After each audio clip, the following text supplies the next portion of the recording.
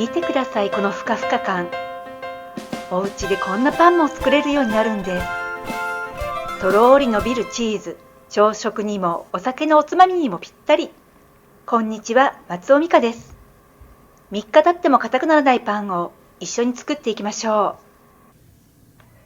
今日はスタンドミキサーを使ってミキシングをしていきます。材料をボウルに入れていきましょう。ホームベーカリーをお持ちの方は一次発酵まで。手ごねの方は他の動画を参考にしてミキシングをしてみてください。まず低速で3分ぐらい材料を混ぜていきます。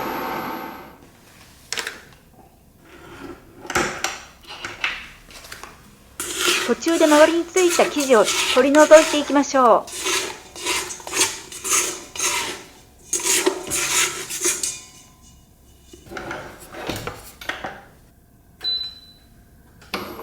高速で8分です。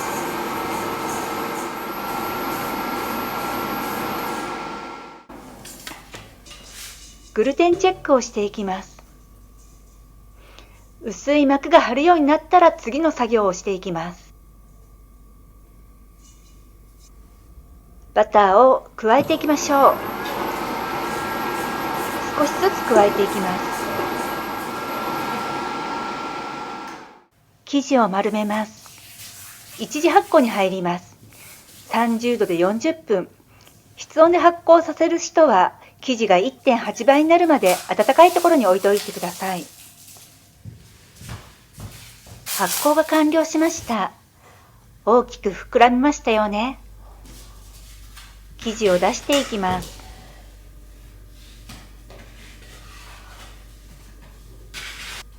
ガスを抜きましょう。分割をしていきます。1個 55g が6個です。生地を俵型にしていきます。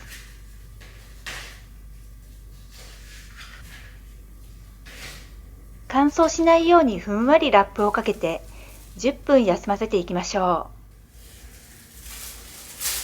う。成形をしていきます。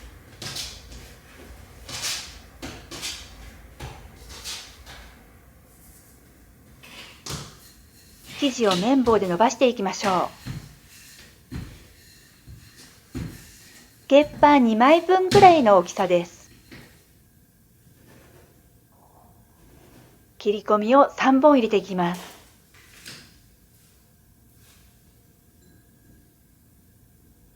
ハムにチーズを乗せてくるりと包んで生地の上に乗せていきましょう。生地をかぶせて閉じます。両サイドもしっかり閉じて、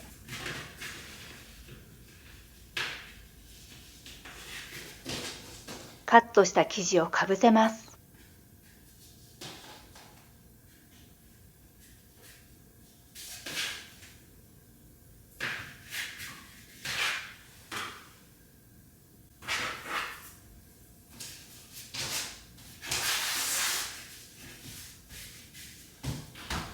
今回はロースハムを使っていますが、生ハムでもベーコンでも合うと思います。ピザ用チーズもクリームチーズだったり、カマンベールチーズだったり、プロセスチーズでも合いそうですよね。私はミモレットが大好きなんですけれども、このチーズはちょっとパンに合わなさそうで残念です。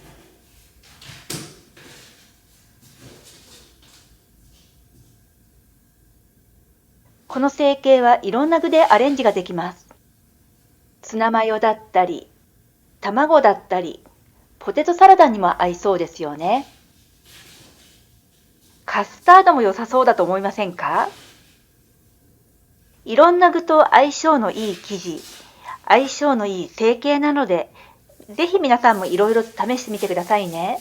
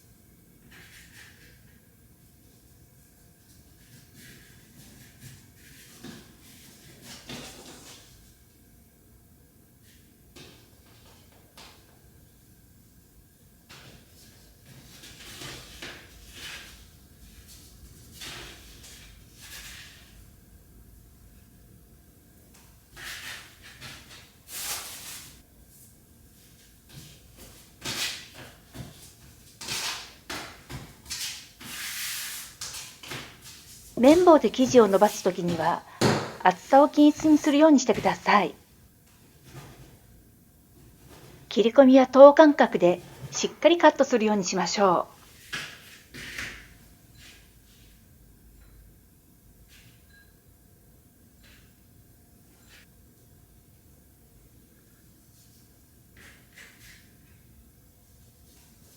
生地をしっかり閉じないとチーズが出てくることがあります。焦げたチーズも美味しいんですけれども、今回のパンはしっかり閉じてチーズが出ないようにしていきましょう。この後最終発酵に入ります。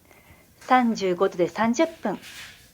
室温で発酵させる人は一回り大きくなるまで暖かいところに置いておきましょう。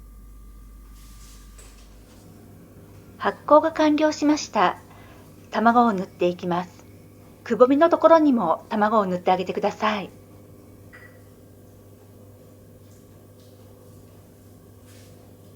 180度で13分から15分焼いていきます。焼き上がりました。いい色に焼けていますよね。こんな感じに焼けていきます。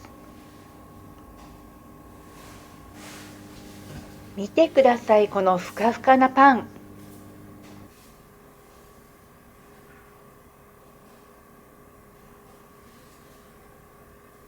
チーズと同じような感じでパンもとろけるような感じになっています。美味しそうですよね。